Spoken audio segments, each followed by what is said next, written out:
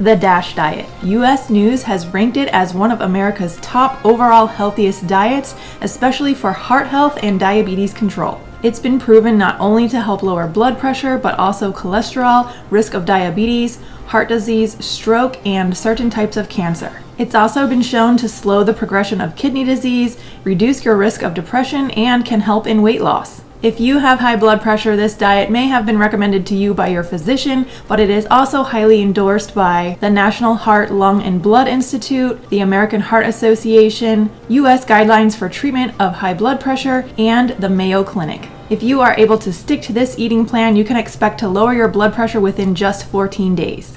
Hi, I'm Dr. Lindsay Marie. I'm a board-certified family medicine physician, and on this channel I like to educate you on some of the most common health conditions with a focus on wellness and nutrition. So if that's something you're interested in, be sure to subscribe.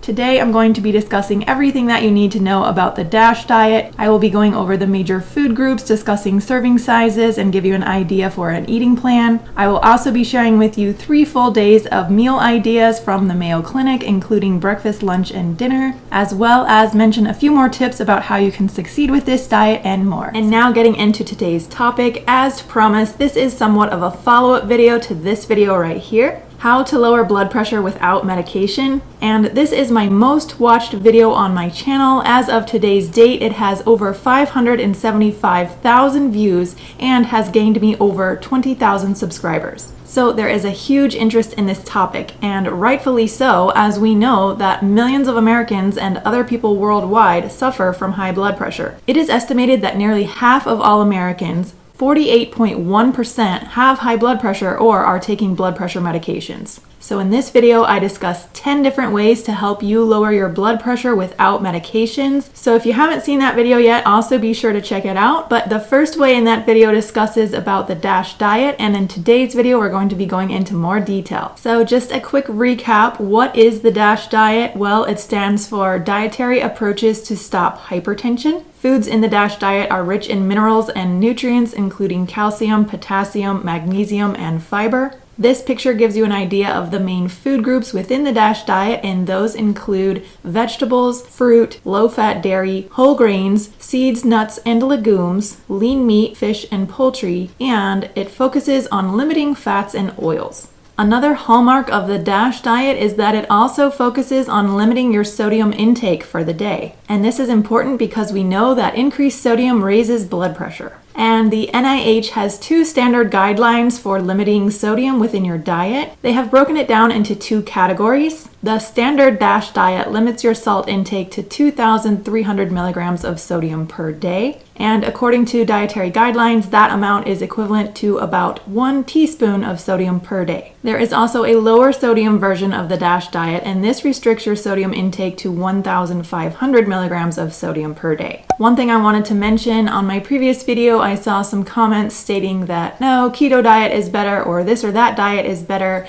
and I'm not advocating for one diet over the other. In general, I think we can all agree that the majority of these diets are focused on healthy eating and lifestyle changes, and it just depends on your individual situation and your specific goals for which diet you choose. For instance, one person might be focused more on weight loss, while the other person may be more focused on lowering their blood pressure and preventing diseases like diabetes and heart disease.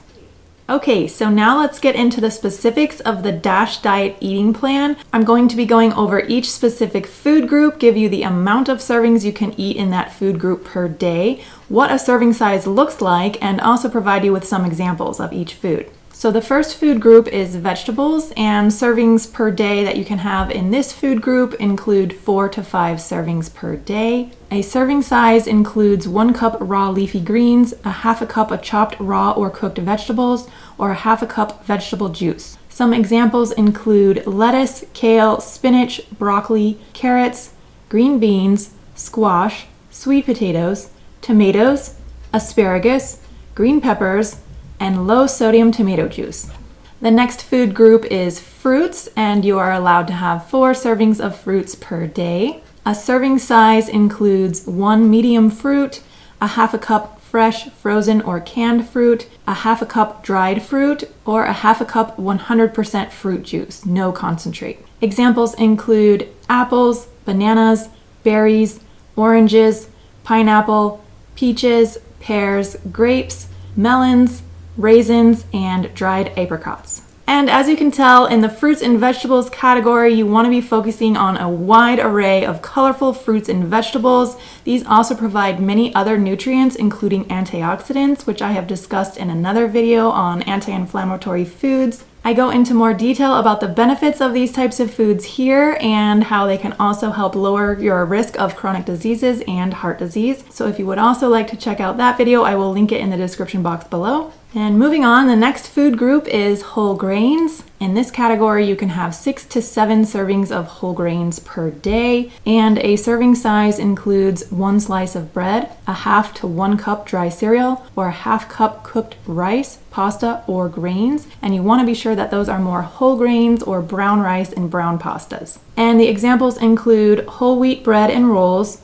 whole wheat pasta, English muffin, brown rice, pita bread, oatmeal, quinoa, or unsalted pretzels. The next food group is 1% fat or non-fat milk and dairy products. And for this food group, you can have 2 to 3 servings per day. A serving size includes 1 cup of milk or yogurt and 1.5 ounces of cheese. Examples of this type of dairy include 1% fat or non-fat milk, reduced fat cheese, or fat-free or low-fat regular or frozen yogurt. Moving on to poultry, fish, and lean meats, your serving size can include 4 to 6 ounces of these proteins per day, and a serving size includes 1 ounce cooked meat, poultry, or fish, as well as 1 egg, which is a 1 ounce serving. For examples, you want to choose lean meats and you can trim a visible fat. You want to remove skin from poultry, and it's better to bake, broil, or poach these foods instead of frying them.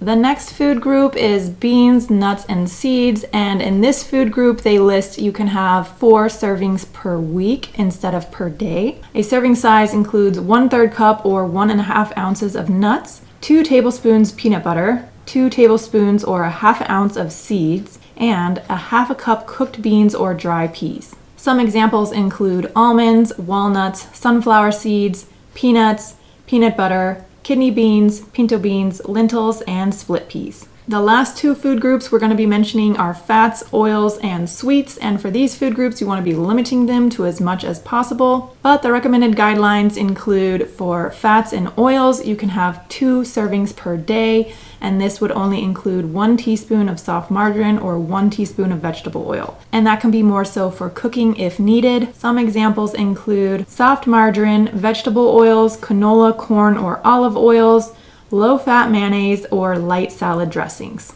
And the last category is desserts, sweets, and added sugars. In this diet and when making healthy lifestyle changes, of course, it is best to limit or eliminate sugars altogether. But for this diet, they say you can limit your desserts or your sweets to 4 or less servings per week. And some examples for a serving size for sweets include 1 tablespoon of jelly, a half a cup of sorbet, or 1 small cookie. Other examples of sweets include jams and jellies, fruit punch, hard candy, maple syrup, sorbet and ices, and sugar. I would also like to add, obviously, chocolate to this food group. And I just have one quick tip for you if you are a chocolate lover like me. One way to get in the taste of chocolate would be to choose a healthier form of chocolate, such as dark chocolate. And my recommendation, if you can't give up your sweet tooth for chocolate, is that you can eat about 1/4 of a cup or less of semi-sweet dark chocolate chips. And they can be the regular size or the mini size. And this is the perfect amount to where you won't overdo it, but you can still have that taste of chocolate every now and then if you have that sweet tooth.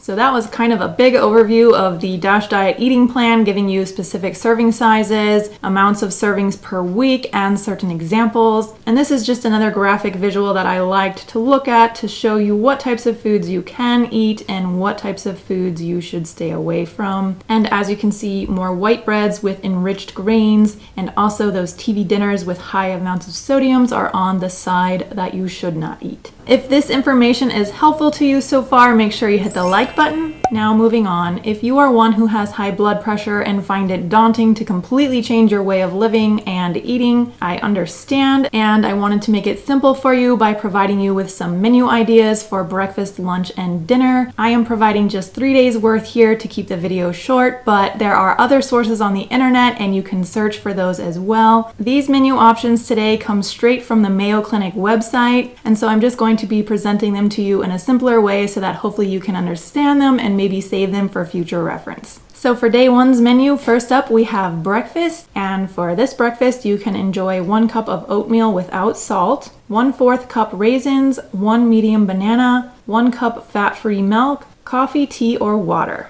For lunch, you can have a hummus plate with a 1/2 cup of hummus, a 1/2 medium red pepper, a 1/2 medium cucumber, 10 baby carrots, 3 falafel patties, and 1 whole grain pita pocket. And they recommend water for your beverage.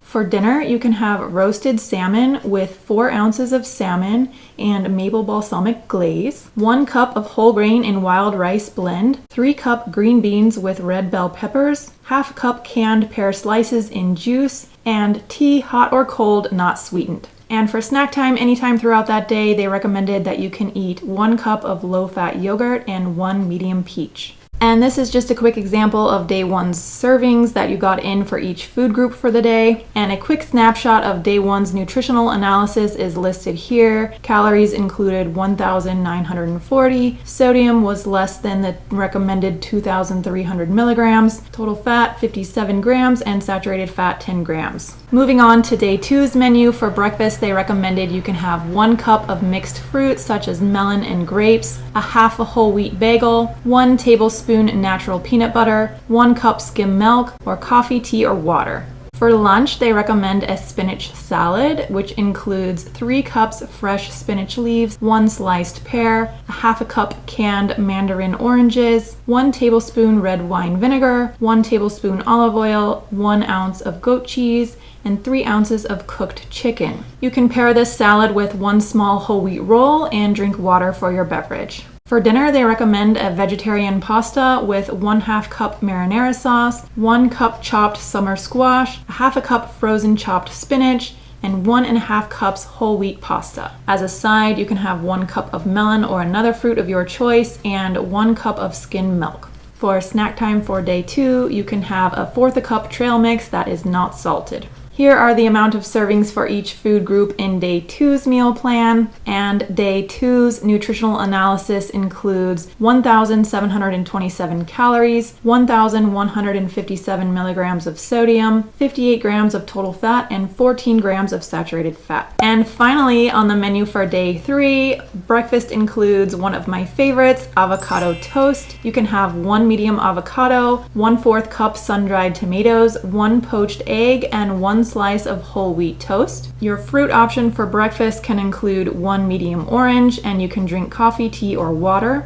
For lunch on day 3, we're having tuna salad on crackers, which includes 3 ounces of low-sodium canned tuna, 1/4 cup dried onion, 1/4 cup dried bell pepper, red, yellow, or orange, 1/4 cup diced celery, 1 tablespoon low-fat mayonnaise, and you can eat this with 8 toasted crackers. You can pair it with 1 apple and a 1/2 cup of skim milk. Dinner for day 3 includes vegetable stir fry, including 1/2 teaspoon sesame oil, 1/2 cup sliced onion, 1/2 cup chopped red bell pepper, 1/2 cup sliced button mushrooms, 1/2 cup broccoli, 1/2 cup sliced carrots, 1/2 teaspoon of both fresh garlic and ginger, 1/2 teaspoon of rice wine, 1/2 teaspoon of reduced sodium soy sauce, and that's important, you want to make sure it's reduced sodium, and 1/2 teaspoon of chopped cashews. You will pair your stir-fry vegetable mix with 1 cup brown rice. You can also have yogurt, a low-fat or low-added sugar, and water. For a snack for day 3, you can have 1 peach and a 1/4 cup almonds. This is the list of servings for day 3, and the day 3 nutritional analysis includes 2,114 calories, 1,462 milligrams of sodium, 74 grams of total fat, and 12 grams of saturated fat. So that was providing quite a bit of detail on the specific menu options and the amount of foods that you can eat per day. And with those specific portion sizes, as you could see on the nutritional analysis for each day, you can see they were trying trying to stick to less than a 2200 or 2000 calorie diet. If your focus was not so much on weight loss, but more so reducing sodium and choosing healthier food groups, then you could go a little less strict on this. And you don't have to stick to those exact food options in those orders, but those slides were just to give you some ideas and examples of certain food options you could choose on the menu for the day that fall within the DASH diet eating plan. When it comes to weight loss, there are studies that show the DASH diet is effective in helping you lose weight, but also in general, like we talked about before, most of these diet plans are going to be geared toward choosing more healthy food options instead of processed foods, high sugary foods, high fat foods, or high sodium foods. And when you pair healthy food options, limit your portion sizes, and get in some physical activity, you will continue to lose weight. And now I just wanted to leave you guys with some extra tips to help you be successful with this diet. I know initially it can be quite daunting or even overwhelming to completely change your eating habits, especially when you're trying to focus on a certain amount of serving sizes for each food group or a restriction in sodium intake for the day. But here are just a few additional quick tips to help you make these changes more smoothly. And the first one is you want to be reading food labels and choose low salt or no salt added options. You can use salt-free spices or flavorings instead of salt. Don't add extra salt when cooking, especially even rice, pasta, or hot cereals. Choose plain, fresh, or frozen vegetables. Choose fresh, skinless poultry, fish, and lean cuts of meat. And if you eat less restaurant food, you can avoid excess sodium in those foods. When choosing what to eat at restaurants, you can ask for lower sodium options or ask for no salt to be added to your meal. And one final huge step towards lower sodium food choices includes eliminating or limiting all processed foods. I also have a whole nother video on this topic of ultra processed foods, and it's very informative going into detail on why ultra-processed foods are so harmful to our health, so I also encourage you to check out that video if you haven't already. The link will be in the description box below. And that wraps up our discussion today all about the DASH diet. I hope that it provides you with some more details about the specifics of the diet, some certain foods that you can eat, and some meal options you can choose. Please like and share this video to anyone you may know who also suffers from high blood pressure. Check out some of my other videos here, and until next time, bye!